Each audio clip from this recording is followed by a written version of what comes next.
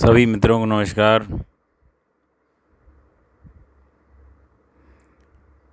मैं नए नए प्रयोग से कोशिश कर रहा हूँ अपनी बात पहुँचाने का। ये पुरानी तस्वीर है, उम्मीद है आपको पसंद आई होगी। लोग बार बार एक प्रश्न पूछ रहे हैं कि बच्चे बात नहीं मानते हैं, बच्चों को कैसे बात मनवाएं। एक चीज़ और है कि क्या हम लोगों ने बात मानी अपने समय में? कभी नहीं मानी। अब प्रश्न ये उठता है, हमें उनके भविष्य निर्माण के लिए तो सोचना पड़ेगा। अब करें क्या? आप आज तक की ज़िंदगी का देख लीजिए, हम लोगों ने जो देखा है वो किया है, हम लोगों से जो कहा गया है वो हमने नहीं किया है। और पृथ्वी के जितने भी राइटर आज तक हुए, जिन्होंने चाइल्ड साइकोलॉजी पर, ह्यूमन साइकोलॉजी पर अनेक किताबें लिखी, रिसर्च की, सब ये कहते हैं कि बच्चा देख के सीखता है।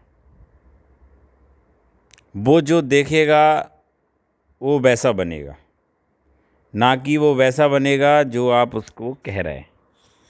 जैसे शब्द सुनेगा वो वैसे शब्द बोलेगा, जैसा गुस्सा देखेगा वैसा गुस्सा करेगा।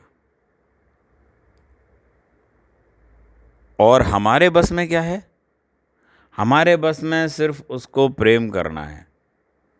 हमारे बस में इसके अतिरिक्त तो कुछ भी नहीं है। अधिक से अधिक उसको प्रेम कर सकें। बहुत कठिन होता है बात समझाना। गुस्से से वो रुक जाएगा, उसका नाभि तंत्र अटक जाएगा। जिस भी चीज़ पे हम गुस्सा कर देंगे उस चीज़ पे वो सहम जाएगा, उसे पता भी नहीं चलेगा, उसकी ऊर्जा वहाँ रुक गई और वो डेवलप नहीं हो पाएगा। और हो सकता है हमें एक बात समझाने में उसे घंटों लग जाएं। 1 मिनट में हम क्रोध करके उसको समझा सकते हैं। अधिकतर माँ बाप ये कर रहे हैं। मेरे हिसाब से हम बच्चों के आत्मा में जाएं, उसके साथ लयबद्धता अपनाएं, उसके साथ एक हो जाएं, उसकी ऊर्जा को जानें, धीरे धीरे से उसे राजी करें चीज़ों को समझाने में। और कोशिश करें, चाहे जितने मौके आएं, उसकी ऊर्जा को अवरुद्ध नहीं करें। अगर हम चाहते हैं बच्चे की प्रतिभा निखरे तो हमें उसकी प्रतिभा को रोकना नहीं है। और हमारे साथ यही गलतियां हो रही हैं। बहुत से अध्यापक भी ये कर रहे हैं। बहुत से टीचर्स जो अच्छे टीचर नहीं बन पाते हैं, यादगार टीचर नहीं बन पाते हैं, उनके जीवन का भी यही पहलू रहा, बच्चे से प्रेम नहीं कर पाए।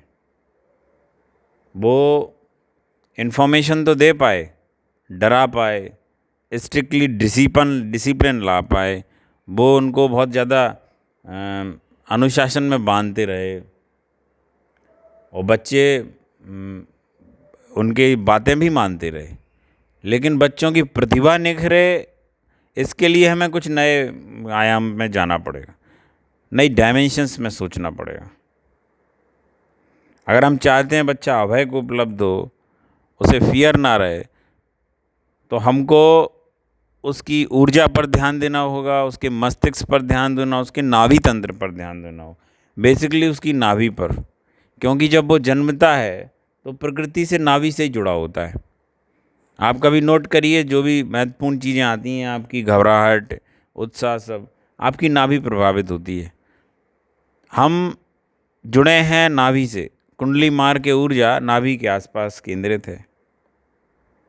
नाभि केंद्र विकसित होगा तो बच्चा बहुत विकसित होगा, नाभि केंद्र कमज़ोर होगा तो बच्चा कमज़ोर होगा। और अगर हम उसके नाभि केंद्र को ऐसे ही वीक करते जाएंगे तो हम नई प्रतिभा की आशा नहीं रख सकते। तो कोशिश कीजिए आप उसको चीज़ें बहला के, प्रेम से समझा के उसकी बुद्धि को विकसित करें, ना कि उसकी बुद्धि को अवरुद्ध करें। नमस्कार। प्रयास कीजिए ज़िंदगी से जुड़ी हुई इन छोटी छोटी बातों पर मैं ध्यान देता जाऊंगा।